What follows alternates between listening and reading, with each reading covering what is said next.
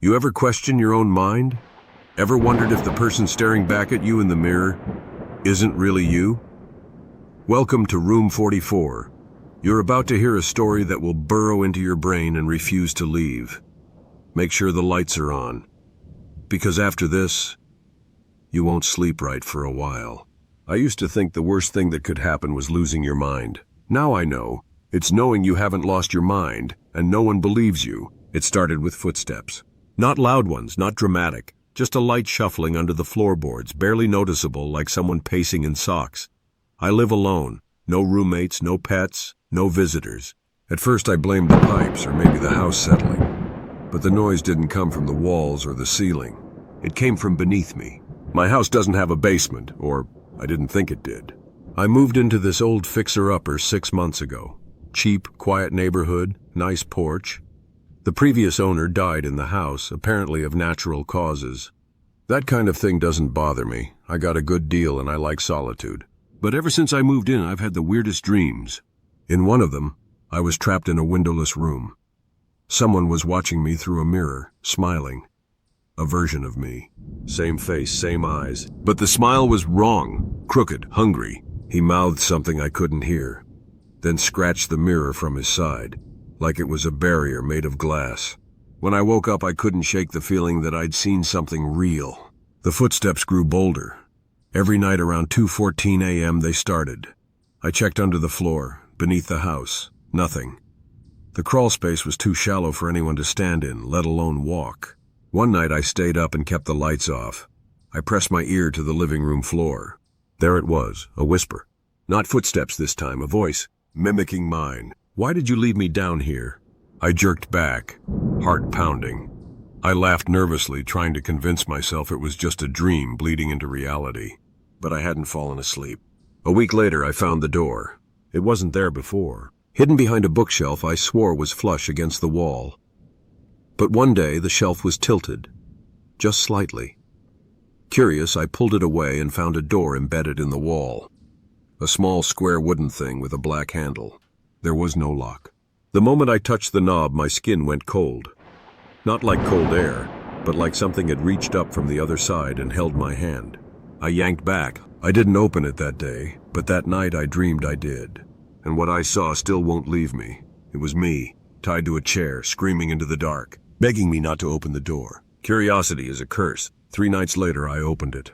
Behind the door was a narrow staircase that spiraled downward, impossibly long. No lights.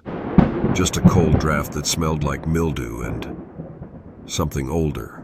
I grabbed a flashlight and started down. The air got thicker the deeper I went. My ears popped, the walls sweated, and then I reached the bottom.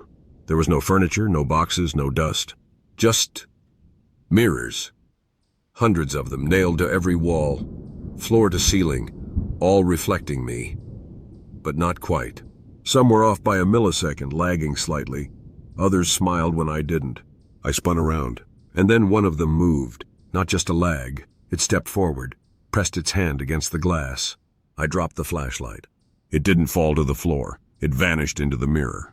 And then the lights overhead buzzed on, fluorescent and harsh, and suddenly I saw it. There was another me, standing across the room, grinning. I bolted, climbed the stairs 2 at a time, slammed the door, shoved the bookshelf back in place. I didn't sleep that night. The next morning, the door was gone again. The bookshelf was flush. No sign it had ever been moved. I told myself I'd imagined it, that maybe I'd had a breakdown, stress maybe, isolation. But 2 days later, I woke up with bruises on my wrists, like rope burns. I started setting up cameras, one in the hallway, one facing the bookshelf, one pointing at my bed. The footage from the first night showed nothing unusual, just me sleeping. The second night, I vanished. At 2:14 a.m. on the dot, I sat up straight, eyes open. I walked to the bookshelf. Then the footage glitched. For 47 minutes, the camera showed static. When it came back, I was in bed again. But my clothes were on backwards. My arms had fresh bruises. And something else. My voice, on the audio, whispering. He let me out. I tried to burn the bookshelf. It didn't catch. The wood soaked up the lighter fluid, but not the flame. I took a sledgehammer to the wall, pounded until my hands blistered. Nothing. No door. No give. The wall was solid. But that night, the door came back, and this time it was open. I heard footsteps coming up. I grabbed a knife, waited in the hallway, but no one emerged. I forced myself to check. I inched down the stairs. Empty, but written on one of the mirrors in something red. "You aren't the original." I backed away slowly. When I turned around to run, the door slammed shut. I was locked inside. And from the mirrors, a chorus of versions of me began to laugh. Some cried, some screamed. One stepped forward and whispered, "I need your skin." I don't know how long I was down there. Eventually, the door opened on its own. I staggered out. My phone was full of voicemails from my boss asking why I hadn't shown up for work in 4 days. But I thought it had been just one. My fridge was empty. My house smelled like rot. I checked the footage. There I was, eating breakfast, showering, even walking outside to check the mail. Only I don't remember doing any of that. The man on the footage smiled too much, blinked too little.